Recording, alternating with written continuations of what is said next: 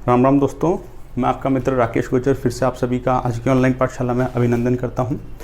आज के इस वीडियो लेक्चर सीरीज़ में हम जो सिंपल इंटरेस्ट पर बेस्ड ईएमआई वाले क्वेश्चंस आते हैं अर्थात क्वेश्चन जो किस्तों वाले क्वेश्चंस आते हैं उन पर अपना ध्यान केंद्रित करेंगे।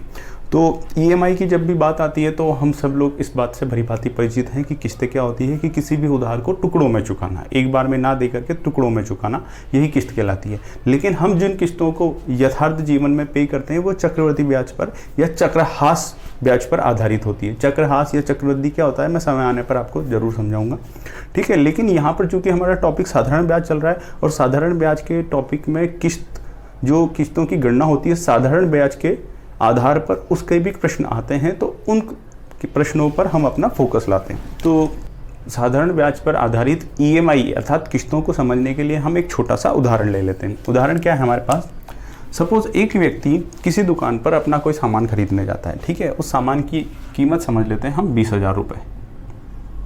20,000 रुपये ये क्या है, उसका वास्तविक मूल्य है, तो बेस प्राइस है, बेस प्राइस। अब अगर ये इस सामान को लेने जाता है तो इस व्यक्ति के पास वर्तमान में इतनी पूंजी नहीं है।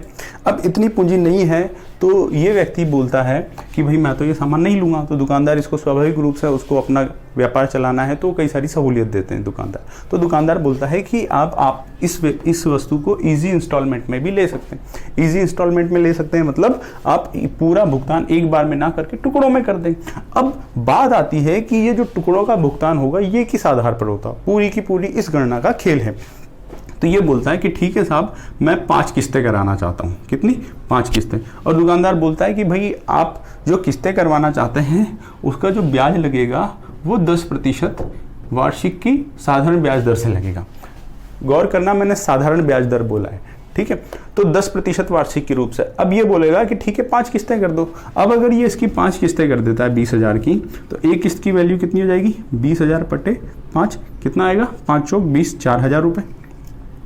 तो ईएमआई, इसको मैं ईएमआई 1 बोल देता हूँ। ईएमआई 1 कितनी आई साहब? 4,000 रुपये। इस 4,000 रुपये में इस व्यक्ति को तो 20,000 रुपये देने थे, इसने 20,000 रुपये दे दिए। किंतु ये 20,000 रुपये इसने कैसे दिए?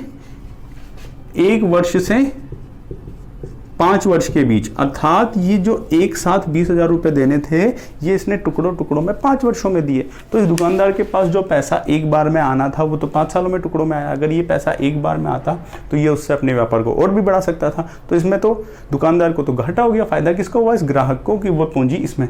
तो इस बात पर तो स्वाभाविक रूप से है कि बात बनने वाली नहीं है दुकानदार की साइड से, ठीक है साहब। अब दूसरी बात आ जाते हैं हम ब्याज की तरफ। अगर 10% वार्षिक ब्याज दर से 5 साल का ब्याज कैलकुलेट किया जाए तो 5 साल का ब्याज कैसे कैलकुलेट करेंगे? वही तरीका देखो। ब्याज दर कितनी है? 10%। 10% मतलब 10/100 मतलब 1/10। 1/10 मतलब अगर 10 रुपये उधार लिए जाता तो ब्याज कितना होता? 1 रुपया, ठीक है बात। अगर ब्याज 1 रुपया होता तो इसका बढ़ के ये मिश्रधन कितना हो जाता? 11 रुपये। लेकिन बात यहाँ पर 5 सालों की जा रही है तो 1 साल में ब्याज कितना होता? 1 रुपया। तो 5 सालों में ब्याज कितना हो जाता? 5 रुपया। तो मैं 5 कर देता हूँ, मैं ध्यान ना भटके इसलिए उसी तरीके पे जा रहा हूँ। अब अगर 10 रुपये उधार देता तो लौटाने कितने पड़ते? 5 नहीं, 5 तो ब्याज है। कुल कितने लौटाने पड़ते? 10 + 5 15। अब आ जाओ यहाँ पे, अगर 10 रुपये उधार लेता तो 10% वार्षिक की दर से 5 साल बाद 15 रुपये लौटाने होते। अगर 1 रुपया लेता तो 15/10 लौटाने होते। और अगर 20,000 लेता तो कितने लौटाने पड़ते? 1 0 से 1 0 काट दो, 15 दूनी 30,000 रुपये उसको लौटाने पड़ते। अब ये दुकानदार क्या बोलता है, नहीं यार जो आप बोल रहे हो अपन वैसे तो नहीं करेंगे, अपन एक काम करते हैं, ये वाली ब्याज से अपन कैलकुलेट करते हैं और जो अमाउंट आएगा उसको 5 किस्तों में तोड़ देते हैं। तो इस टोटल अमाउंट को 5 किस्तों में तोड़ देगा। तो 5 में तोड़ देगा तो कितना आएगा साहब? 6,000 रुपये। तो मैं इसको बोल देता हूँ ईएमआई नंबर 2, 6,000 रुपये। अब जो 6,000 रुपये आए, अब ये व्यक्ति सोचेगा कि साहब जो चीज़ मेरे को आज 20,000 में मिल रही है उसके पैसे मैं लगातार दे रहा हूँ। पहले साल के अंत में भी कुछ पैसा दूंगा 6,000 रुपये, दूसरे साल के अंत में भी मैं कुछ दूंगा, तीसरे साल के अंत में भी दूंगा, चौथे साल के अंत में भी दूंगा और 5वें साल के अंत में भी दूंगा। तो ये जो ब्याज लगा रहा है उसमें तो मुझे कोई आपत्ति नहीं है, किंतु इसने पूरा का पूरा जो ब्याज है 20,000 पर लगाया और पूरा कितने वर्षों का लगाया, 5 वर्षों का। तो 5 वर्षों तक मैंने पूरा पैसा थोड़ी होल्ड किया, पूरा पैसा थोड़ी रोक के रखा, मैंने तो कुछ अंश, जैसे कुछ अंश यहाँ पे दे दिया तो कम हो गया जो उधार था, फिर वो कुछ अंश यहाँ पे दे दिया, फिर कुछ अंश यहाँ पे दे दिया, फिर कुछ अंश यहाँ पे दे दिया, लास्ट में पूरा चुका दिया। तो इसने तो जो पूरी गणना की है जो मिश्रधन की वो तो पूरे 5 साल पर कर दी, तो मैं ये वाला पैसा तो नहीं दूंगा। तो इनकी बात इस EMI 2 पर भी नहीं बनेगी। बात समझ में आई? अर्थात केवल मूलधन को किस्तों में बांट देंगे तब भी बात नहीं बन रही है, और अगर केवल पूरी गणना करके जो अंतिम वर्ष के समय पर जो मिश्रधन आएगा उसको अगर हम किस्तों में बांट देंगे तब भी बात नहीं बन रही। तो इनको बीच में कहीं एडजस्ट करना है। अब कहाँ एडजस्ट होगा साहब? अब ये एडजस्टमेंट जो होता है वही हमारे जो गणना है EMI की उसी प्रकार से की जाती है। अब कैसे होगा? अब ये ऐसे होगा, ये बोलता है साहब कि मैं एक फिक्स अमाउंट की किस्त आपको हर साल दिया करूंगा। मान लो वो फिक्स अमाउंट है X रुपए। कितना है? X रुपए। तो पहले साल मैंने आपको कितना दे दिया? X रुपए। कोई आपत्ति नहीं है, ठीक है। अब ये जो मैंने पहले साल आपको X रुपए दिया, इस X रुपए पे जो आप पूरे 5 साल का ब्याज लगा रहे हो, भाई इसने अगर मैं इसको तोड़ दूं, 20,000 रुपए को 5 भागों में तोड़ दूं, इसमें को मैं मिटा देता हूं। यहां पे सिर्फ मैं 2 चीजें लिखूंगा, एक तो EMI 1 वो कितनी आई थी हमारे 20/5 मतलब 4,000 रुपए, और एक उधर EMI 2 जो 6,000 रुपए निकल के आई। मैं इसको 20,000 रुपए को 5 भागों में तोड़ देता हूं। 4,000 4,000 4,000 4,000 4,000, ठीक है। अब ये क्या बोल रहा है कि साहब मान लो अगर मैं X अमाउंट आपको देता हूं, तो आपने तो क्या किया, ये जो पूरा 20,000 है ना, इस पर भी आपने 5 साल का ब्याज लगाया, इस पर भी आपने 5 साल का ब्याज लगाया, इस पर भी आपने 5 साल का ब्याज लगाया, इस पर भी 5 साल का और इस पर भी 5 साल का। लेकिन वास्तविकता में मैंने सारा अमाउंट 5 साल तक थोड़ी ना रोका। आपको ठीक है 5 साल का ब्याज लगाने तो लगाओ, लेकिन मैं क्यों भुगतूं पूरे 5 साल का भाव? मैं तो जिस राशि को जितने समय तक अपने पास रख रहा हूं उसका उतने समय तक का ब्याज भोग सकता हूं, वही तो मैं आपको पे कर सकता हूं। तो इनमें अंडरस्टैंडिंग होती है, ठीक है भाई। आपने 4,000 रुपए रोके, ठीक है, आपने 5 साल का ब्याज लगाया, लेकिन बाद में आप 4 दे रहे हो 3 दे रहे हो वो तो मुझे पता नहीं है ना, वो तो EMI की जो कैलकुलेशन निकल के आएगी उससे मुझे पता लगेगा। तो एक बार के लिए मान लेते हैं कि X रुपए की EMI हम लोग फिक्स करते हैं। अब अगर X रुपए की EMI मैंने फिक्स करी तो मैंने 1 साल बाद क्या पे किया? पहली EMI X रुपए की पे की, तो 1 साल का इस धनराशि पर ब्याज लगना बनता है। लेकिन बाकी के जो 4 सालों का इस पर जो आप अतिरिक्त ब्याज लगा रहे हो वो मेरे माथे थोड़ी ना है, वो तो आप खुद वहन करो, ठीक है भाई। ये क्या बोलता है, देखो इस बात को समझो। जैसे 10% वार्षिक है ना, तो आज अगर मैं आपको 100 रुपए देता हूं तो 1 साल बाद ये पैसा कितना हो जाएगा? 10% वार्षिक की दर से 110 हो जाएगा। अगर मैं आपको 100 रुपए देता हूं तो 2 साल बाद ये पैसा कितना हो जाएगा? ये पैसा कितना हो जाएगा साहब? ये हो जाएगा 120 रुपए। 3 साल बाद ये पैसा 100 रुपए कितना हो जाएगा? 10% वार्षिक की दर से 130 रुपए। और 4 वर्षों बाद कितना हो जाएगा? 140 रुपए। इसी प्रकार से n वर्षों बाद जितना भी होगा हो जाएगा। तो ये बोलता है कि आपने तो मुझसे ये 5 वर्षों बाद ये 100 रुपए 150 हो जाएंगे वो जोड़ लिए। अगर मैं आपको 1 वर्ष बाद पैसा दे रहा हूं तो मैं तो 110 रुपए पे करूंगा उसके ब्याज के जो बनते हैं। अब ये 110 से 140 कैसे होगा ये आपकी आप जानो। ये जो अतिरिक्त अंतर है ये मैं नहीं पे करने वाला। तो ये क्या करते हैं, ये जब गणना करते हैं तो ये बोलते हैं चलो ठीक है आप 110 रुपए ही मुझे दो, जो अतिरिक्त 4 साल का जो ब्याज होगा मैं ये मान के चलूंगा कि चूंकि आपने मुझे समय से पहले पैसा दिया, जो 5 साल की जगह आपने 1 साल में दे दिया, 4 वर्ष पहले मुझे पैसा दिया, तो ये जो अंतर था 40 रुपए मैं इसको इसके तुल्य मानूंगा, अर्थात मैं 110 को 150 के तुल्य मानूंगा। अर्थात ये इन बाकी के एंड में जब पूरा हमारा EMI पे हो जाएगा तो जहां तक मैंने कैलकुलेशन की है उस समय तक ये पैसे बढ़कर जितना हो जाएगा मैं उसको उसके तुल्य मानूंगा। ठीक है साहब। तो इसने पहली किस्त पे की, तो पहली किस्त पे की तो इसने लेकिन ब्याज कितना जोड़ा साहब? पूरे 5 साल का जोड़ा। तो अगर 1 वर्ष 100 रुपए उधार देता है, जैसे 10 रुपए उधार देता है, तो कितना ब्याज लगता है साहब? 1 रुपया। मैं इसी पे आ जाता हूं भाई, 10% वार्षिक है ना, 10% वार्षिक से हमने क्या देखा था कि 10 रुपए ब्याज देता है तो 10 रुपए उधार देता है तो 1 रुपया ब्याज लगता है। तो एक ब्याज किसका, 1 वर्ष का है, क्योंकि ब्याज रेट वार्षिक है। तो ये अतिरिक्त तो जो 4 वर्षों का ब्याज है मैं नहीं दूंगा। तो ये दुकानदार बोलता है आप तो x दो, वो 4 वर्षों बाद बढ़कर जितना हो जाएगा मैं उसके तुल्य मानूंगा इस पैसे को, क्योंकि आपने समय से पहले दे दिया। तो ये इसको किसके बराबर मानेगा, देखो अगर 10 रुपया देता है तो ब्याज कितना, 1 रुपया, कितने का, 1 साल का। 4 साल का ब्याज कितना हो जाएगा, 4 रुपया। 4 रुपया तो 10 रुपये 4 साल बाद बढ़कर कितने हो जाएंगे, 14 रुपये हो जाएंगे। ठीक है, 14 रुपये हो जाएंगे। अब ये क्या कहना चाह रहा है कि अगर 10 रुपये बढ़कर 14 हो जाते हैं तो 1 रुपया बढ़कर कितना हो जाएगा, 14 बटा 10। तो x रुपये बढ़कर कितने हो जाएंगे, 14 बटा 10 इंटू x। ये बात समझ में आई, 4 वर्षों बाद। तो ये 4 वर्षों बाद का खेल है, 4 वर्षों बाद। ठीक है, अब मेरे को तो इसमें सहूलियत होती है, अगर आप लोगों को सहूलियत नहीं है तो गणना में बहुत आसान रहेगा कि आप परसेंटेज की जगह आधार 100 ही रखें। मतलब अगर 100 रुपये उधार देता है तो ब्याज 10 रुपये बनता है 1 साल का, 2 साल का कितना बनेगा 20 रुपये, 3 साल का कितना बनेगा 30 रुपये, 4 साल का कितना बनेगा 40 रुपये। तो अगर 100 रुपये उधार देता है तो ब्याज बनता है 40 रुपये, 40 रुपये तो मिश्रधन कितना हो जाएगा 140, मतलब 100 रुपये बढ़कर 140 हो जाएंगे। तो 100 रुपये अगर 4 सालों में 140 हो जाते हैं तो 1 रुपया कितना हो जाएगा 140 बटे 100। ठीक बात है, यहाँ तक कोई आपत्ति नहीं है। तो x रुपये बढ़कर कितने हो जाएंगे 140 गुणा 100, 140 बटे 100 इंटू एक्स। अब ये देखो ये 140 बटा x है, ये सॉरी 140 बटा 100 है, ये 1 से बड़ी संख्या है। तो 1 से बड़ी संख्या को अगर मैं x से गुणा करूंगा, x से गुणा करूंगा तो स्वाभाविक है ये वाली जो संख्या है ये x से तो बड़ी आएगी क्योंकि इसका फैक्टर 1 से बड़ा है। तो ये बोल रहा है कि आप तो मुझे ये x EMI पे करो, मैं इसको किसके बराबर मानूंगा, 4 साल बाद जो ये बढ़कर हो जाएगा मैं उसके तुल्य मान लूंगा।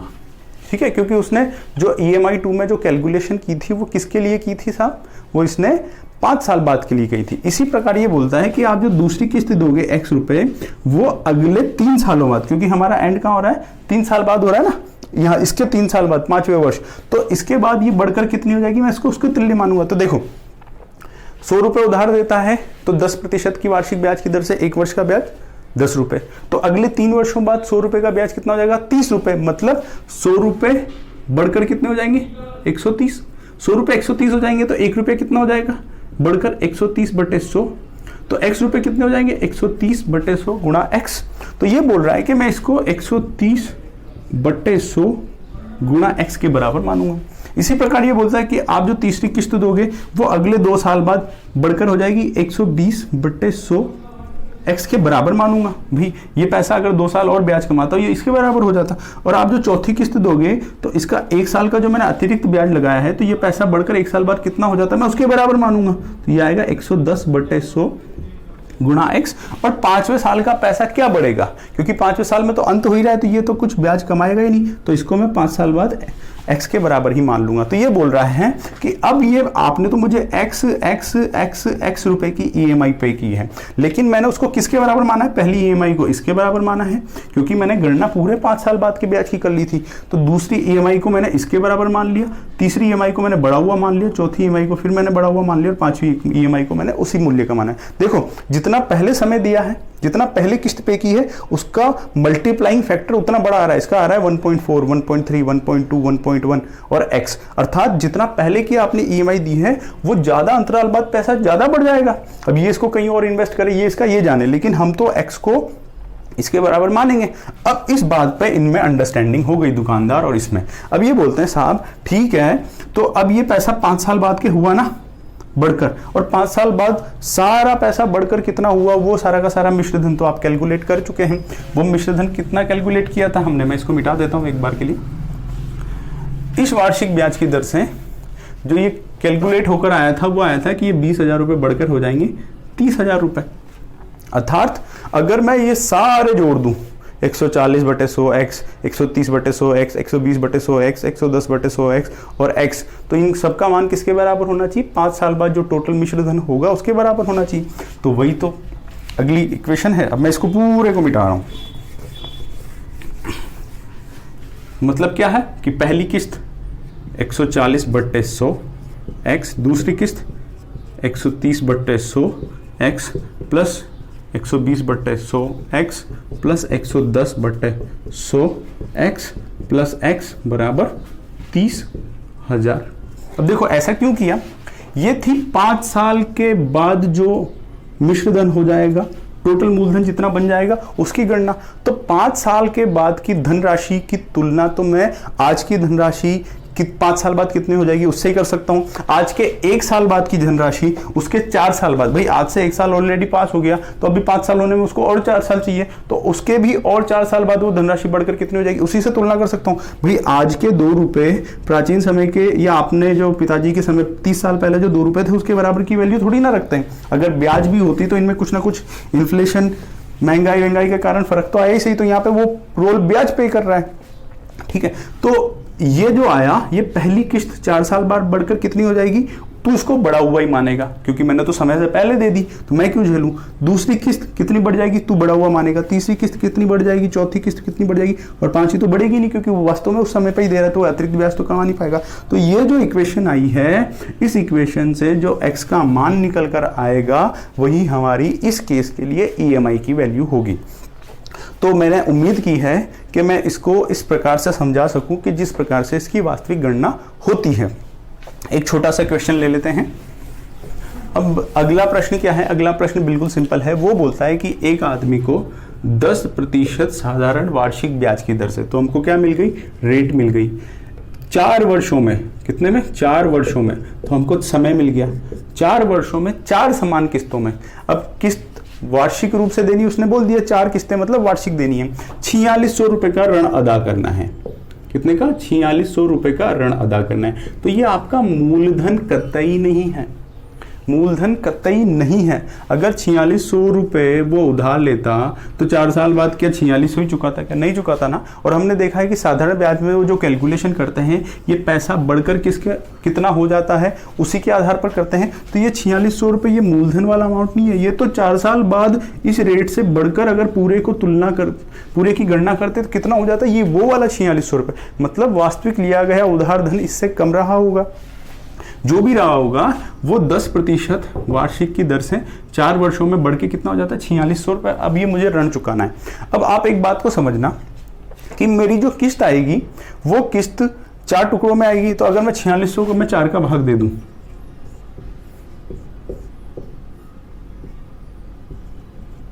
1150 रुपए से कम आएगी। क्यों, क्योंकि अगर वो 1150 करके अगर पूरे 4600 चुका देता है तो वो तो निरा मूर्ख है। मूर्ख क्यों है, क्योंकि उसने 4 वर्षों का ब्याज भी दिया पूरा का पूरा और पूरा पैसा होल्ड भी नहीं किया, क्योंकि समय आने पर वो पैसा देता जा रहा है। और हमने जो गणना की थी उसमें न तो दुकानदार को घाटा था न उधार लेने वाले व्यक्ति को घाटा था, उसमें दोनों चीजें बैलेंस थी। जो जितना समय तक दे रहा है वो उतने का उधार भुगतेगा, बाकी का अतिरिक्त तू उसको मान के चल कि वो उसके तुल्य है।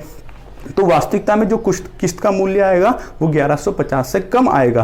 कई सारे बालक इस बात में कंफ्यूज होते हैं कि भाई सपोज किस्त का वैल्यू सपोज 1000 रुपये आती है तो सर 4 किस्तें थी तो 1000 इंटू 4000 तो 4000 ही हुआ ना। अब 4000 था, उधार तो उसका 4600 था, तो ये तो चुका ही नहीं 600 रुपये, तो अभी भी उधार रह गए। ये 600 रुपये उधार नहीं है, ये जो उसने मिश्र धन की गणना की है तो उसने तो पूरा मिश्र धन की गणना कर ली, भाई 4 साल बाद 10% से कितना हो जाएगा, तब वो 4600 आ रहा था। लेकिन जब हम किस्तों में चुकाएंगे तो ब्याज उतना थोड़ी ना होएगा, वो तो खुद मान ले गणना कर ले, तो जो ओरिजिनल किस्त आनी है उसका 4 गुना या उसका टोटल करेंगे वो इतना कभी नहीं होगा। तो ये कंफ्यूजन सामान्य तौर पे बालकों को रहता है मन ही मन, तो उस बात को यहां से स्पष्ट कर लेना। ठीक है, अब साहब ये 4 किस्तों में पैसा पे करता है, हम मान लेते हैं कि ये X रुपए पे करेगा EMI के। कितने पे करेगा EMI के, हर एक EMI के कितने पैसे पे करेगा, X रुपए पे करेगा, कोई दिक्कत नहीं है। तो पहली EMI, दूसरी EMI, तीसरी EMI, चौथी EMI, कोई दिक्कत नहीं है।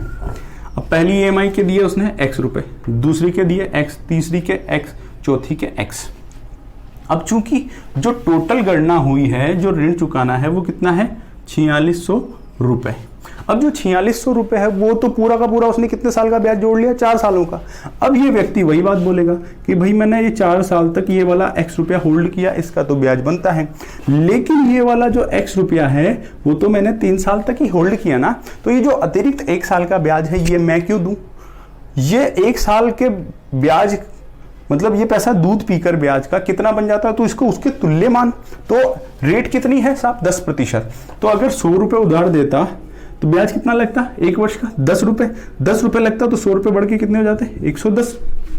ठीक बात है, तो 100 रुपए 110 हो जाते तो 1 रुपया कितना हो जाता बढ़ के 110 बटा 100, तो x रुपए कितने हो जाते 110 बटा 100 इंटू एक्स। तो ये वही बात बोलेगा कि इसको मैंने 1 साल पहले दे दिया तो 1 साल बाद ये बढ़कर कितना हो जाएगा, तू तो उसके बराबर मान। तो ये इसको कितना बोलेगा कि तू इसको मान 110 बटे 100 x के बराबर। ठीक है, इसी प्रकार ये 2 साल पहले दे दिया मैंने ये वाली किस्त, तो 2 साल में पैसा बढ़कर कितना हो जाएगा उसके बराबर मानो। देखो 1 साल का ब्याज कितना होगा 10% से 100 रुपए का 10 रुपए, तो 1 साल का 10 रुपए, तो 2 साल का कितना हो जाएगा 20 रुपए। तो 2 साल का अगर 20 रुपए ब्याज होता है तो 2 साल में 100 रुपए बढ़कर कितने हो जाएंगे 120, 100 रुपए बढ़कर 120 हो जाते हैं, तो 1 रुपया कितना हो जाएगा 120 बटे 100, तो x रुपए कितने हो जाएंगे इंटू एक्स। तो ये बोलेगा कि इस वाली किस्त को अगले 2 साल बाद ये बढ़कर कितने हो जाएंगे उसी ब्याज रेट से उसके बराबर मान। तो ये बोलेगा इसको तो मान तू 120 बटा, यहां तक कोई आपत्ति नहीं है सर। और ये वाली किस्त क्योंकि अभी 3 सालों का और गैप है, तूने 4 साल का ब्याज लगाया, तो ये अगले 3 साल बाद और कितना बढ़ जाएगा उसके बराबर मान, क्योंकि मैंने समय से पहले दे दी, मतलब तो मेरे 4 साल की तुलना में तो मैंने उससे 3 वर्ष पहले दे दी। तो 10% से 1 वर्ष का ब्याज 100 रुपए का 10 रुपए, 3 वर्षों का 10 गुणा 3 30 रुपए, 30 रुपए तो 100 रुपए 3 वर्षों में बढ़कर कितने हो गए साहब 130, 100 रुपए 130 हो जाते हैं, तो 1 रुपया कितना हो जाएगा बटे 100, और x रुपए कितने हो जाएंगे ये। तो ये बोलेगा कि इस वाली किस्त को तू इसके बराबर मान, क्योंकि भाई 5 साल मतलब 4 साल के बाद के पैसे की तुलना तो आप 4 साल के बाद से ही कर सकते हैं ना। अब ये वाला समय 0 था तो 1 साल बाद इसने x पे किया, लेकिन अभी ये और पैसा कमाएगा तो वो 3 साल बाद बढ़ के कितना आएगा, 4 साल की तुलना तो 4 साल से ही होगी ना। तो ये बोलता है कि अब ये सारे वैल्यू किसकी आ गई 4 साल बाद की। भाई 1 साल बाद मैंने x दिए थे तो 3 साल बाद वो बढ़ के कितना हो जाता है वो हमने देख लिया, 2 साल बाद मैंने x दिए थे तो अगले 2 साल बाद ये कितना हो जाता है ये हमने देख लिया, 3 साल बाद मैंने x रुपए दिए थे अगले 1 साल बाद वो कितना हो जाता है वो हमने देख लिया, 4थे साल में मैंने x EMI दी थी तो 4थे साल तो अंत है ही, तो वो तो x ही रहता, वो कितना हो जाता। अब ये सब 4 साल बाद की उनकी वैल्यूएशन क्या रहती वो है, तो इन सारों का समेशन अब मैं राजी हूं कि तेरे ये जो 4 साल बाद की 4600 टोटल है उसके बराबर होगा, इसमें कोई आपत्ति नहीं है। अब इसको सॉल्व कर लेते हैं और जो x की वैल्यू आएगी वही हमारी EMI की वैल्यू है। सबसे पहले कोई लफड़ा नहीं, काट लो जो कट रहा है। x कॉमन आ जाएगा, x कॉमन आते ही नीचे बटे में 10 है, 13 बटा 10 प्लस 12 बटा 10 प्लस 11 बटा 10 प्लस 1 है, ठीक है बराबर 4600। x इन सबको जोड़ दो, 13 प्लस 12 प्लस 11, और अगर 10 एलसीएम लूंगा तो 10 इधर भी आ जाएगा, बटे 10 बराबर 4600। कोई आपत्ति नहीं है। x बराबर 13, देखो 0 1 3 6 1 2 3 4 46/10, x इंटू 46/10 बराबर, आपको जैसे भी सुविधा हो जोड़ बाकी गुणा भाग, ये कोई ट्रिक्स विनिक नहीं है। आप जिन चीज़ों में सहज अनुभव करते हैं जो आपका समय बचा लेती है वही आपके लिए ट्रिक है, ठीक है। तो आपका जो भी तरीका है उससे कर लो। तो x की वैल्यू कितनी आ जाएगी, x की वैल्यू आ जाएगी 4600 इंटू 10 बटे 46, ये 46 से 46 कट गया, ये 100 और ये 10, तो x की वैल्यू आ जाएगी हमारे पास x बराबर 1000 रुपये, अर्थात उसकी जो 4 किस्तें बनेगी उस प्रत्येक किस्त की वैल्यू कितनी हो जाएगी 1000 रुपये। 1 साल बाद वो 1000 देगा, दूसरे साल बाद वो फिर 1000 देगा, तीसरे साल बाद वो फिर 1000 देगा, चौथे साल बाद वो फिर 1000 रुपये देगा। अब वही वाली बात आ गई जो मैं बालकों के मन में बोलूंगा, लोग बोलेंगे कि सर ये 4000 रुपये दे रहा है, 4 किस्तों के दे रहा है, तो इसने तो टोटल 4000 रुपये ही चुका है ना, लेकिन ऋण तो 4600 था। ये कन्फ्यूजन हमेशा मन में रहता है। फिर सोचो मन में कि ये 4600 रुपये किस आधार पर आया था कि उसने पूरे के पूरे समय के लिए पूरे के पूरे धन पे ब्याज लगा दिया था, तब 4600 आया था। लेकिन अगर व्यक्ति समय समय पर चुकाता जाएगा तो वो क्यों भुगतेगा वो पूरे समय का ब्याज, ठीक है, वो इतना मूर्ख थोड़ी ना है। तो अब ये तो बात हो गई ओरिजिनल वाले तरीके की। मैं फिर कहूँगा कुछ क्वेश्चंस की प्रैक्टिस आप इस तरीके से अवश्य करें, ठीक है। कारण वाला जो भी मेरा कारण है वो वही है कि हमें बेसिक अप्रोच क्या होती है या उसका बेसिक फंडा क्या होता है ये दिमाग में क्लियर होना आवश्यक है। कभी भी अगर हम हमने ट्रिकों से इधर उधर हो जाए या कभी किसी क्वेश्चन में ट्रिक फिट ना हो तो हमें उसका मूल ढांचा या मूल कॉन्सेप्ट क्या होता है वो दिमाग में होना चाहिए। तो ये तो बात हो गई। अब इसी प्रकार से आप सारे क्वेश्चनों की प्रैक्टिस करेंगे, लेकिन ये प्रैक्टिस कर लेने के बाद अब ऑब्जेक्टिव में हमें इतने लंबे तरीके से थोड़ी ना करना है, तो ऑब्जेक्टिव के लिए हमारी क्या अप्रोच होगी, हम उस तरफ आ जाते हैं।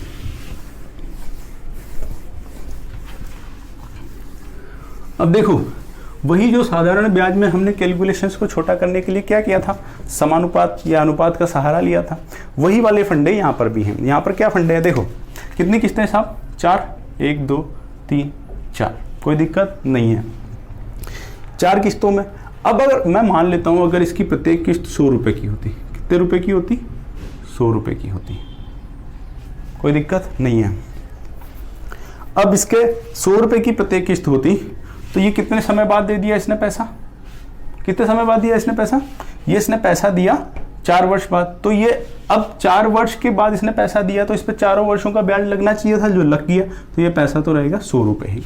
ये कितने समय बाद दिया, 3 वर्षों बाद, तो अभी इस पे 1 वर्ष का और अधिक ब्याज लगेगा, वो तो तू बड़ा हुआ मान, तो वो कितना हुआ बड़ा हुआ मानेंगे भाई, 100 रुपये पे 10% की दर से 1 साल का ब्याज कितना होता है, 10 रुपये, तो ये पैसा कितना बढ़ जाएगा, 110 हो जाएगा, तो तू इसको 110 के बराबर मान भाई, ठीक है। ऐसे ही ये 2 साल पहले दिन, मतलब इसमें 2 साल और बाकी है, तो इस पे 2 साल का ब्याज जो भी लगेगा वो तू अपने एंड पे बढ़ा हुआ मान, तो 100 रुपये पे 1 साल का ब्याज 10 रुपये है, तो इस पे 2 साल का ब्याज 20 रुपये होगा, तो इसको किसके बराबर मान तू, 120 के बराबर मान।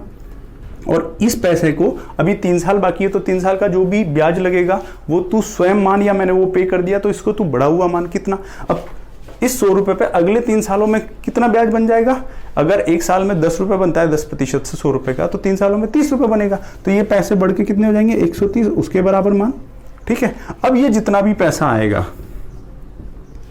इसको तू जो तुम्हारे 4 साल की कैलकुलेशन है उसके बराबर मानो। अब ये यहाँ तक समझ में आ गया। अब देखो, अब इन सब का टोटल कितना हो जाता है, अब इन सब का टोटल होता है 100, 210, 330 और 460, 460। तो मैं ये कह सकता हूं कि अगर मेरी EMI 100 रुपये की होती तो मुझे कितने चुकाने पड़ते, 460। मतलब देखो, मैंने क्या कहा था कि मैं उस चीज़ को राइट हैंड साइड पे लिखूंगा जिसको मुझे ज्ञात करना है। तो मुझे क्या ज्ञात करना है, EMI राइट हैंड साइड पे लिखूंगा, और टोटल मुझे पता है तो टोटल में लेफ्ट साइड पे लिखूंगा। तो अगर मेरा टोटल 460 रुपये होता तो मेरी EMI 100 रुपये बनती। अगर मेरा टोटल 1 रुपये होता तो मेरी EMI बनती बट्टे 460। और अगर मेरा टोटल कितना है, 4600 रुपये, 4600 रुपये होता तो मेरी EMI बनती 100 बट्टे 460 इंटू 4600। 1 0 से 1 0 काट दो, ये 10 बार कट गया, 100 इंटू 10 1000, ठीक है। तो मेरी EMI कितनी आएगी, 1000 रुपये आएगी। पहले भी वहाँ से 1000 आई थी, यहाँ से भी 1000 आई है। कैसे आई थी आप देख चुके हैं, कुछ नहीं करना, मैं फिर से इस तरीके को फटाफट आपको समझा देता हूँ। ये पहली बार कर रहे हैं हम, इसलिए हम बड़े आराम से कर रहे हैं और आपको ये थोड़ा लेंदी लग रहा है, ठीक है, अन्यथा ये लेंदी तरीका नहीं है। हमको क्या करना है, मान लो जितनी भी किस्तें 4 5 6 उसको 100 पे मान लो ये किस्तें हैं मेरी 100 रुपये, 100 रुपये, 100 रुपये, 100 रुपये, कोई दिक्कत नहीं है। ये किस्त सब 4 साल के बाद का खेल है ना, तो 4 साल के बाद के ब्याज से मेरे को तुलना करनी है। अगर ये 4 साल बाद देता तो 4 साल बाद 100 रुपये तो 100 रुपये ही रहते हैं, लेकिन ये 3 साल बाद दे दिया तो ये 1 साल में बढ़कर कितना हो जाएगा पैसा, वो मैं क्यों भुगतू, तो दुकानदार भुगतेगा। तो इसको 1 साल बाद जो बढ़ जाएगा उसको बढ़ा हुआ मानो तुम, ठीक है। तो ये कितना बढ़ जाएगा, देखो 100 रुपये पर 10% की दर से 1 साल का ब्याज कितना आता है, 10 रुपये, तो 100 रुपये बढ़ के कितने हो जाएंगे, 110, तो इसको तुम 110 मानो, ठीक है। इसी प्रकार से 200 रुपये, ये जो 100 रुपये जो सेकंड किस्त पे की, इसमें 2 साल और हैं अभी, तो ये 2 साल में कितना ब्याज और लेगा, ये लेगा यहाँ पे 10 रुपये का, यहाँ पे 10 रुपये का, 100 रुपये पे 10 रुपये, 2 साल में 20 रुपये, तो तुम उसको 120 के बराबर ही मानो 4 साल बाद जो इसकी धनराशि हो जाएगी, क्योंकि मैंने 2 साल पहले दे दी। इसी प्रकार से जो पहली किस्त थी इसमें 3 साल बाकी है अभी पूरा होने में, लेकिन तुमने तो टोटल वैल्यू जोड़ी उसमें तो 4 साल का ब्याज जोड़ दिया, तो इसका जो 3 साल में जो बढ़ के हो जाएगा उसके बराबर इसे मानो, क्योंकि मैंने 3 साल पहले दे दी। तो 1 साल का 100 रुपये का ब्याज 10 रुपये, 3 साल का 30 रुपये, तो ये 100 रुपये बढ़कर कितना हो जाएगा, ये 100 रुपये हो जाएगा बढ़कर 130 रुपये। तो मैंने टोटल कितना चुकाया 4 साल बाद, देखो 100, 210, 330, 460, 460 रुपये। अब मेरे पास दो चीज़ें क्या है, एक तो मेरे पास EMI है और एक मेरे पास है 4 साल बाद का टोटल, ठीक है। अब जो चीज़ मुझे ज्ञात करनी होती है वो मैंने आपको हमेशा बोल रखा है राइट हैंड साइड पर रखना। EMI मुझे ज्ञात करनी है, EMI को मैं राइट साइड पर रखता हूँ और टोटल को मैं जो 4 साल बाद का टोटल है उसको इधर रखता हूँ। तो अगर मेरा टोटल 460 रुपये हुआ तो मेरी EMI बनी कितनी, 100 रुपये की। मैंने 100 रुपये की मानी थी। अगर मेरा टोटल 1 रुपये होता 4 तो मेरी EMI होती 100/460। और अगर मेरा टोटल 4 साल बाद का जो मुझे ऋण चुकाना वो 4600 रुपये है, 4600 रुपये, तो मेरी EMI कितने की बनेगी, 100/460 इंटू 4600। काटा पीटी कर दो, ये 10 बार कट गया, ये कितनी आ गई, 1000 रुपये आ गई। तो जैसे जैसे आप इसको करते जाएंगे ये भी उतना ही आसान आपको लगने लगेगा जितना आसान आपको पुराने क्वेश्चन लगे थे। ठीक है, अब इसके बाद ये सारे क्वेश्चन तो हो जाएंगे, किसने 4 की 5 आ जाएगी, 5 की 6 आ जाएगी, कोई आपत्ति नहीं है। यही फंडा लगेगा कि भाई कितने साल और बाकी हैं, उस साल में वो पैसा बढ़कर कितना हो जाएगा, आपको उसके तुल्य मानना है। अब समस्या आती है यहाँ पर, अगर ये रेट ऑफ इंटरेस्ट आपको दे दी गई, सपोज ये दे दी गई आपको 7.5%, 7.5%, ठीक है। अब मान लो 100, 4 किस्तें हैं, 1 2 3 4, मैं ऐसे ही ये वैल्यू ऐसे ही मान लेता हूँ, 100 100 100 100, ठीक है। ये पैसा तो 100 ही रहेगा। ये पैसा कितना हो जाएगा, ये हो जाएगा 107.5, ये कितना हो जाएगा, ये हो जाएगा 115, ये कितना हो जाएगा, ये हो जाएगा 121.5। ये तो चलो ठीक है, छोटी सी चीज़ें हमको समझ में आ रही है, लेकिन ये पॉइंटों वाले लफड़े में तो हम आ गए ना। हम चाहते हैं कि हम इससे बच जाएं, ठीक है। तो इससे बचने के लिए हमें क्या करना चाहिए, देखो यहाँ पे ये जो भी चीज़ें आ रही हैं, इनको पॉइंटों से बचने के लिए आप इसको कन्वर्ट कर लो सरलतम भिन्न में। सरलतम भिन्न का रूप क्या होगा, 7 दूनी 14, 1 15, 15/2 प्रतिशत हटाऊंगा तो नीचे 100 आएगा। ये 3 बार, 15 के पढ़े से 25 बार, मतलब 3/50। कोई आपत्ति नहीं है। तो मतलब ये जो रेट है ये है मेरी 3/50 भिन्न के बराबर। मतलब अगर मैं 50 रुपये उधार देता तो मेरे 3 रुपये ब्याज लगते। अब आप मानो EMI को भिन्न के बराबर 50 रुपये 50 रुपये 50 रुपये 50 रुपये, कोई आपत्ति नहीं है। अब 4 साल बाद ये पैसा तो उतना ही रहेगा 50। ये पैसा 1 साल पहले दे दिया तो इस पर जो 1 साल का ब्याज लगेगा अतिरिक्त, इसको बढ़ा हुआ मानो, ये 1 साल में कितने बढ़ जाएगा, तो 50 रुपये पर कितने का ब्याज मिलता है, 3 रुपये का 1 साल में, तो ये कितना हो जाएगा बढ़ के 53, इसको 53 मानो। अब 50 रुपये पे 3 रुपये का ब्याज मिलता है 1 साल में, तो 2 साल में कितने का मिलेगा, 6 रुपये का, इसको बढ़ा हुआ मानो तुम 56, ठीक है। इस पर 3 साल में ब्याज कितना हो जाएगा, 9 रुपये, इसको बढ़ा हुआ मानो तुम 59। अब ये 4 साल की बाद की वैल्यू हो गई, प्लस प्लस प्लस, बराबर जोड़ लो कितना हुआ, 50 100 150 200 200 प्लस 3 और 6 9 9 9 18, ये आ गया 218। अब वही वाली बात कि अगर 218 रुपये टोटल है तो मेरी EMI कितनी, 100 नहीं, मैंने 50 मानी है 50, तो अगर 1 रुपये मेरे टोटल होता तो EMI कितनी, 50/218। और अगर मेरी टोटल 4600 रुपये है तो मेरी EMI कितनी, अब यहाँ पे EMI मतलब जो भी पॉइंटों में चीज़ आनी होगी वो एक जगह आ जाएगी, जो भी आपको कैलकुलेशन करनी है वो एक जगह करनी पड़ती, अन्यथा आप यहाँ पर भी पॉइंटों में उलझ रहे होते, यहाँ पर भी उलझ रहे होते, यहाँ पर भी उलझ रहे होते। मतलब इन तीनों जगहों पर आपको पॉइंटों से अगर बचना है तो हम क्यों ना एक ही बार गुणा भाग को लेके जाएं 3 बार की जगह। हो सकता है यहाँ पे करने के बाद भी हमें गुणा भाग यहाँ पे भी करना पड़ता है पॉइंटों की संख्याओं का। तो उससे बचने के लिए अगर आपके सामने ऐसी परिस्थिति कभी आती है तो आप क्या करो, इसको सरलतम भिन्न में बदल लो और जो अंश में जो मान आएगा उसी को किस्त की राशि मान लो। भाई आप 100 मानो, 50 मानो, कुछ भी मानो, कुल मिला के मतलब तो हमें कैलकुलेशन को आसान करने से है। ये यहाँ पे ये होगा तो किस्त की वैल्यू 100 की जगह यहाँ 50 आ जाएगी, फिर जो टोटल होगा उस अनुपात में आ जाएगा। अगर यहाँ पे ये 100 होता तो ये बढ़ के आता 436 आता, फिर दुगुना होता तो इधर भी दुगुना आता, अनुपात तो वही रहना था। अब मैंने आपको बताया था कि अगर वर्ष ये समय भी आपको ऐसा मिल जाए 7.5 मतलब 4.5, तो ये कितना हो जाएगा 9/2। तो ऐसे केसेस में हम इसको आसान करने के लिए, चलो इसको मैं ले लेता हूँ 9/3, कुछ इस प्रकार का समय होता, ठीक है जी। 4 3 12 13/3 अगर इस प्रकार का समय होता तो अंश कैसे निर्धारित करते हैं हम, इन दोनों का गुणा, 50 दिए कितना होता 150, तो आप यहाँ पे मानते 150, लेकिन यहाँ पे उसकी आवश्यकता नहीं पड़ेगी। क्यों? क्योंकि किस्तें वो आधी थोड़ी ना दे सकता है, ऐसे थोड़ी ना बोलेगा 5.5 किस्तें कर दो, 6.25 किस्तें कर दो, ये हमेशा पूर्ण नंबर ही तो रहेगा 4 5 6। तो यहाँ पे आपको इस परिस्थिति का सामना नहीं करना पड़ेगा। लेकिन इस बात का दोहरान मैंने इसलिए किया था क्योंकि अगर सरल ब्याज हमें निकालना होता है और अगर हमें ये भी पॉइंट में मिल जाती है और समय भी पॉइंटों में मिलता है, मतलब भिन्नों के रूप में मिलता है। तो हम किस प्रकार से अपनी कैलकुलेशन में कम से कम जोड़ बाकी गुणा भाग से आगे बढ़ सकते हैं, उसके लिए याद कराने के लिए मैंने ये चीज़ आपको बता दी थी। अब ये जो ट्रिक है, इस ट्रिक की जगह आपको कई सारी पुस्तकों में एक डायरेक्ट फॉर्मूला भी देखने को मिलता है। वो फॉर्मूला क्या है, हम उस पर भी आ जाते हैं। कहाँ से आया, कैसे आया है, एक बार हम उसकी गणना देख लेते हैं। ठीक है, आपको लगाना है तो वो फॉर्मूला लगा देना, आंसर आपके आते रहेंगे, कोई आपत्ति नहीं है। अब फॉर्मूला क्या है, देखो सपोज किसी व्यक्ति ने कोई धनराशि P उधार ली। P उधार ली किस दर से, 10% की दर से, कोई आपत्ति नहीं है। कितने समय के लिए, T समय के लिए। 10% वार्षिक साधारण ब्याज की समय है, साधारण वार्षिक ब्याज की दर है T समय के लिए। अब इस ब्याज दर से ये राशि बढ़ के हो जाती है मिश्रधन अमाउंट A। ठीक है बात। अब ये व्यक्ति आता है, ये व्यक्ति बोलता है यार जो ये T साल है ना, जैसे 5 साल 3 साल, तो तुम इसको ना 3 किश्तों में बांट दो। मतलब ये व्यक्ति बोलता है तुम उसको T नंबर की EMI में बांट दो। ठीक है ना, 1 2 3 इतनी EMI में बांट दो। तो ये जो EMI की वैल्यू होगी X रुपए, ये हमको पता करनी है, कोई आपत्ति नहीं है। मैं फिर से कहता हूँ, देखो यहाँ पे लिख देता हूँ मैं 1 2 3 4 dot dot dot dot dot, ये जो आखिरी वाला साल होगा T नंबर वाली EMI।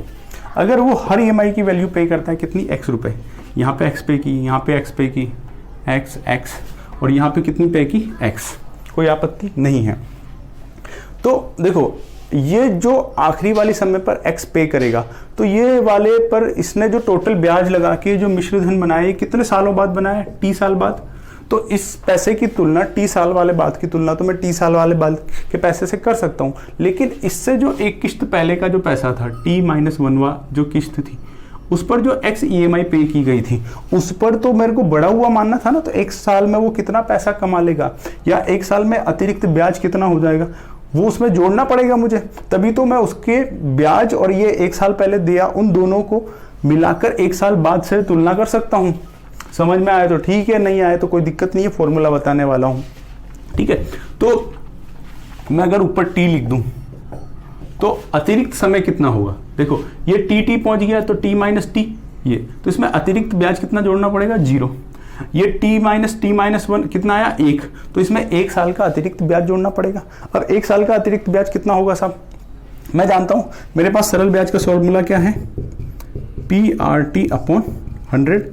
तो P मुझे पता नहीं है, कैसे नहीं पता, यहाँ पे मैं P ये वाला नहीं मानूंगा कितना उधार लिया, ये X रुपए मानूंगा कि ये X रुपए अगले 1 साल में और कितना ब्याज कमा लेते, क्योंकि मुझे वही तो ब्याज जोड़ना है। मैं क्या मानता था कि ये X रुपए बढ़कर कितने हो जाएंगे, मतलब ये प्लस इसका ये जितना भी समय था उतने वर्षों का ब्याज। तो अगर मैं इसमें डायरेक्ट कितना और ब्याज जोड़ना है वो चीज़ एक बार पता कर लेता हूँ। तो देखो, तो इसके लिए इस फॉर्मूले में जो मैं P काम में लूंगा वो मैं लूंगा किस्त की वैल्यू X, कितने समय के लिए मैं यहाँ पे जानना चाह रहा हूँ, T समय के लिए, तो T, कोई दिक्कत नहीं है। अब यहाँ पे ये T 1 है, यहाँ पे कितने सालों का अतिरिक्त मेरे को ब्याज जोड़ना पड़ेगा, T-4 का। जैसे इसमें T-T 0 आया था, T-T-1 1 साल आया था, तो इस किस्त में कितने सालों का ब्याज जोड़ना पड़ेगा, इसमें T-4 समय का ब्याज जोड़ना पड़ेगा, इसमें T-3 का ब्याज जोड़ना पड़ेगा, इसमें T-2 समय का ब्याज जोड़ना पड़ेगा, इसमें T-1 समय का ब्याज जोड़ना पड़ेगा। यहाँ तक कोई आपत्ति नहीं है। अब मैं इस पर आ जाता हूँ, यह है समय जिसका ब्याज लगने वाला है। अब यहाँ पे आ जाता हूँ, उस ब्याज की वैल्यू कितनी होगी। देखो ब्याज कितना होता है, ये वाला मूलधन तो यही है ना, EMI की वैल्यू, रेट भी वही है अपॉन 100 इंटू समय कितना है यहाँ पे, T-1। इसमें क्या हो जाएगा, XR T-2, यहाँ पे कितना हो जाएगा, XR T-3।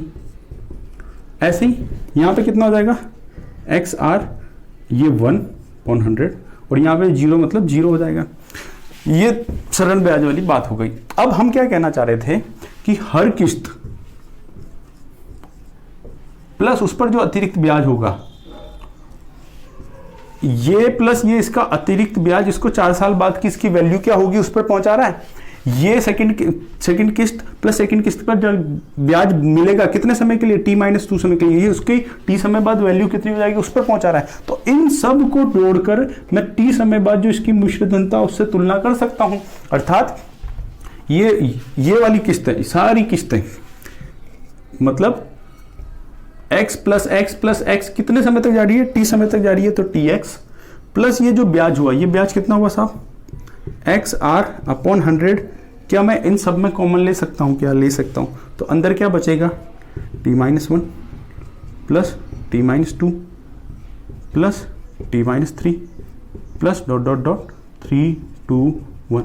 यहां तक कोई आपत्ति नहीं है, बराबर a आ रहा है। अब मैंने उल्टा लिख रखा है, t-1 t-2 t-3। मैं अगर इसको उस तरीके से लिखता, या फिर 1 plus 2 plus 3 plus 4 plus 5 plus t-3 plus t-2 plus t-1, तो एक तरीके से ये जिस प्रकार से n संख्याएं होती है तो ये t-1 संख्याएं हैं। तो n संख्याओं का समेशन n क्या होता है, n इंटू n प्लस 1/2 होता है। तो समेशन t-1 कितना हो जाएगा, समेशन t-1 हो जाएगा XR/100 t-1 into t-1 plus 1 मतलब t/2। कोई आपत्ति नहीं है, बराबर कितना आ गया a। इस समीकरण पे हम आ गए, लेकिन हमको तो क्या चाहिए, x की वैल्यू चाहिए। x की वैल्यू चाहिए तो इनमें से x कॉमन निकालो, जो भी आएगा उसको बटा में भेजो। ये सब निकालने के लिए मैं इन सबको मिटा देता हूं। ये सब हम कर चुके हैं तो मैं इसको मिटा देता हूं।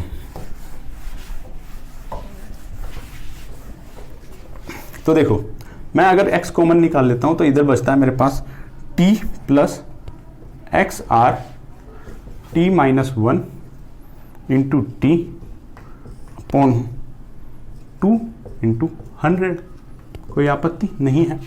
अब अगर मैं इस 100 को भी कॉमन ले लूं, इस 100 को भी मैं कॉमन ले लूं, मैं इसको इस तरीके से लिख देता हूं, ये /2 को तो यहाँ पे ले जाता हूं, ये 100 को यहाँ पे ले लेता हूं, कोई आपत्ति नहीं है। अब इस 100 बराबर कितना आ रहा है, a। अब मैं इसको इस तरीके से लिख देता हूं, 100t प्लस XRT t-1/2 बराबर a। कोई आपत्ति कुछ नहीं है, चीज़ों को अरेंज कर रहा हूँ। जो मैथ्स के विद्यार्थी हैं वो समझते हैं, मैं सिर्फ इतना करा रहा हूँ ताकि आप लोगों को ये पता लगे कि ये कोई टॉप चीज़ नहीं है, कोई बड़े बड़े गणितज्ञों ने ये चीज़ें नहीं निकाली, बड़ी साधारण सी चीज़ें हैं। ठीक है, अब मुझे x की वैल्यू निकालनी है। x क्या है, मेरी EMI ही तो है। ये कितना आ जाएगा, a/100t। अब ये जो बटा में 100 आया था ना यहाँ पे, वो मैंने इसको बाहर निकाल लिया। अब ये 100 कहाँ चला गया, ऊपर चला गया, तो 100t प्लस XRT t-1/2। यही वाला सूत्र आपको कई जगह देखने को मिलता होगा। मर्जी पड़े तो रट लो, रट लोगे तो क्या दिमाग नहीं लगाना पड़ेगा। जो वो वैल्यू दी थी, जैसे मैं पुराने वाले क्वेश्चन को ले लेता हूँ, 100 इंटू कितना चुकाना था पैसा, 4600 रुपये। ठीक है, अपॉन कितने वर्षों में चुकाना था, 4 वर्षों में, तो 100 इंटू 4 प्लस, सॉरी x तो कॉमन आ ही चुका था ना, तो x कॉमन आ चुका था, तो ये x कहाँ से बचेगा यहाँ पे। कितने प्रतिशत वार्षिक ब्याज की दर से, शायद 10% था। मैं देख लेता हूँ एक बार, प्रश्न में हमारी वार्षिक ब्याज की दर कितनी थी, 10% था। 10%, 4 माइनस 1 कितना हो जाएगा वालों, 3/2। ठीक है, इसमें कोई आपत्ति नहीं है। अब इसको काटा पीटी कर लो, ये 2 बार कट गया। ठीक है, तो ये कितना आ गया, 100 4600। देखो ये तो हो गया 400, और ये कितना हो गया, 3 दूनी 6 और 10 60, तो ये हो गया नीचे 460। मैं इसको यहीं पे लिख देता हूँ, बटा 460।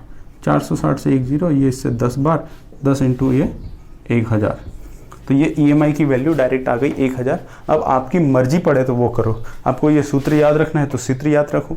जो फंडा बताया था कि EMI को मान लो वो कितने सालों बाद बढ़कर उसकी वैल्यू कितनी हो जाएगी, उसको टोटल जो बात का जो उससे है उससे तुलना कर दो, वैल्यू निकल के आ जाएगी। फिर समानुपात वाला खेल कि अगर टोटल इतना है तो EMI 100 रुपये है, टोटल 1 रुपया होगा तो EMI कितनी होगी, टोटल जो दिया गया है वो होगा तो EMI कितनी होगी, उस तरीके से कर लेना। इस सूत्र को याद रखने में आपत्ति कुछ नहीं है, सिर्फ आपत्ति यह है कि थोड़ा सा भी 19-20 हो गया, भूल गए तो फिर नैया पार नहीं लग पाएगी। ठीक है, कोई विशेष तरीका है नहीं। तो अब मैं चाहूँगा आप इस तरीके के जो किस्तों वाले जो क्वेश्चंस हैं उनकी तुलना, मतलब उनकी प्रैक्टिस इस तरीके से कर लें।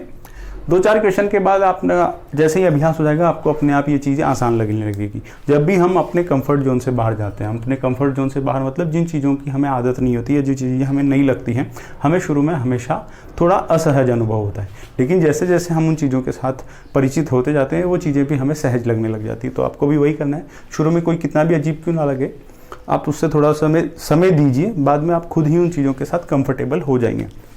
अब जो चीज़ मैं बोलना चाह रहा था वो मैं बता देता हूँ। ये कतई मत समझना कि जैसे किसी ने P धन उधार लिया, कितना, T समय के लिए R% वार्षिक ब्याज की दर से, अब उसको चाहिए X रुपए की EMI। तो EMI कितनी बन जाएगी, T नंबर बन जाएगी। ठीक है भाई, 5 साल के लिए चाहिए तो 5 EMI बन जाएगी, 4 साल के लिए तो 4 EMI। तो ऐसा मत समझना कि ये पहली किस्त, दूसरी किस्त, तीसरी किस्त, चौथी किस्त, T नंबर की किस्त। तो ऐसा मत समझना कि शुरू में तो P उधार धन था, ठीक है, तो R% वार्षिक ब्याज लग रही थी, तो उसने X रुपये पे किए, फिर बाद में उधार धन कितना बच गया, P माइनस X, फिर उसने X रुपये दूसरी किस्त पे की, सॉरी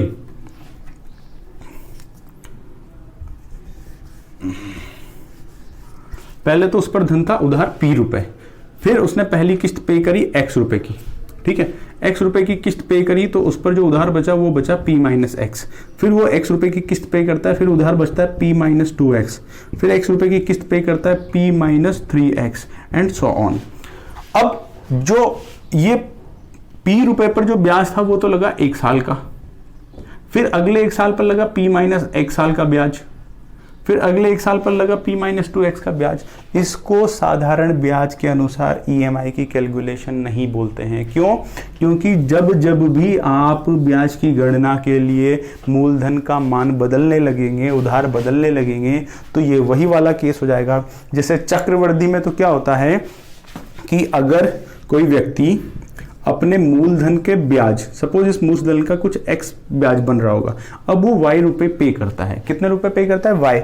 अब Y की वैल्यू X रुपए से कम है, तो ये तो पूरा ब्याज भी नहीं पे हो पाया ना, तो इसमें कितना ब्याज बच गया, इसमें बच गया X माइनस Y रुपए ब्याज बच गया। अब ये ब्याज भी अगर अगली बार मैं मूलधन में जोड़ दूं, किसकी गणना करने के लिए, ब्याज की गणना करने के लिए, तो ये मूलधन बढ़ता जा रहा है, इसको तो बोलते हैं चक्रवृद्धि। क्या बोलते हैं? चक्रवृद्धि। और इसी प्रकार अगर कोई व्यक्ति X रुपए ब्याज बन रहा है और Y रुपए दे देता है और इस Y का मान ज्यादा है, कितना, जो ब्याज था उससे, तो इसने एडिशनल कितना दे दिया, इसने एडिशनल दे दिया Y माइनस X। तो अगर अगली बार ब्याज की गणना करने के लिए आप P में से Y माइनस X को घटा दें, तो आपने क्या कर दिया, मूलधन को कम कर दिया, तो अगली बार जो ब्याज आएगा वो इस X से भी घटा हुआ आएगा कि नहीं आएगा। तो जिस प्रकार से वो चक्रवृद्धि थी, ये चक्रहास है, लेकिन ये दोनों ही साधारण ब्याज नहीं है। तो ये जो वाली जो कैलकुलेशन है ना, आप इसको, ये साधारण ब्याज की कैलकुलेशन मत समझना। इस तरीके से EMI का मान वो नहीं आएगा जो हमारे साधारण ब्याज के केस में आया है। उसमें तो वो अजम्पशंस थे कि मैंने अगर कोई किस्त 4 साल बाद कि अगर आपने उसकी ब्याज की गणना कर ली, तो अगर मैंने 1 साल बाद दे दी तो अगले 3 साल बाद वो अगर उसी ब्याज रेट से चलती रहती तो वो कितनी हो जाएगी, उसकी वैल्यू को तुम आज की वैल्यू मेरी कंसीडर करके ऐड करो। उस तरीके के अजम्पशंस थे। तो एक चीज़ ये हो गई जिसको मैं क्लियर करना चाह रहा था। तो मित्रों, इस लेक्चर को अब यही विराम देते हैं। तब तक के लिए जय हिंद, जय भारत।